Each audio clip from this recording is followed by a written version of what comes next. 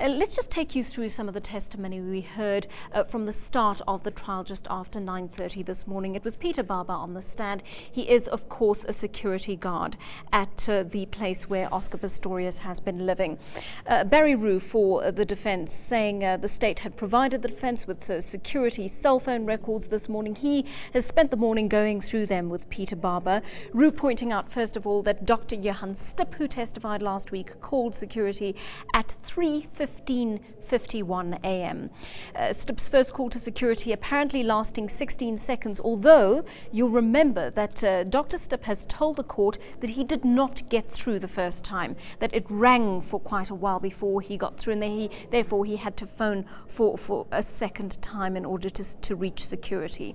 Rue also saying the records show, very importantly, that Oscar Pistorius called security at 3:21:33 a.m. That, according to Rue, lasted 9 seconds, during which Pistorius cried on the phone.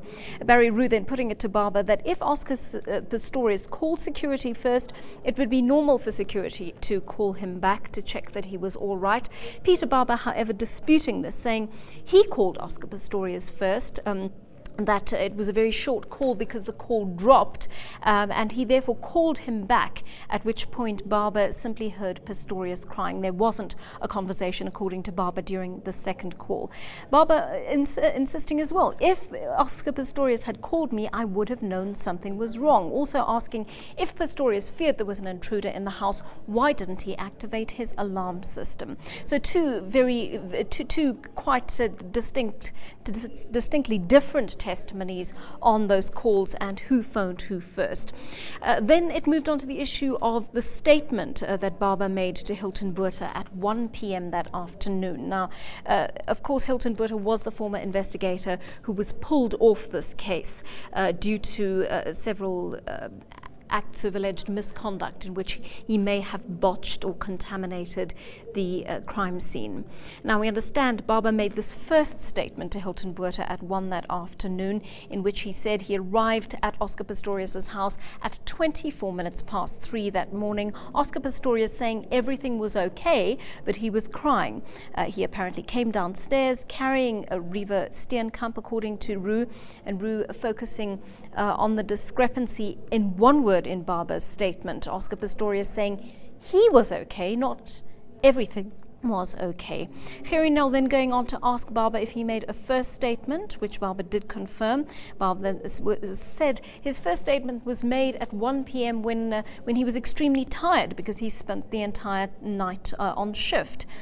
Nel then focusing very much on that second statement, in which Baba says Oscar Pistorius said everything was okay, as opposed to he is okay. Rue drawing attention to the line also in Baba's statement, asserting that he saw how Reeva Steenkamp was positioned in Oscar Pistorius' arms when he came down the stairs, and Rue insisting that if Baba was so shocked he couldn't even detail what Oscar Pistorius was wearing at that time, he simply wouldn't have been in a position to remember how Oscar Pistorius was carrying her down the stairs.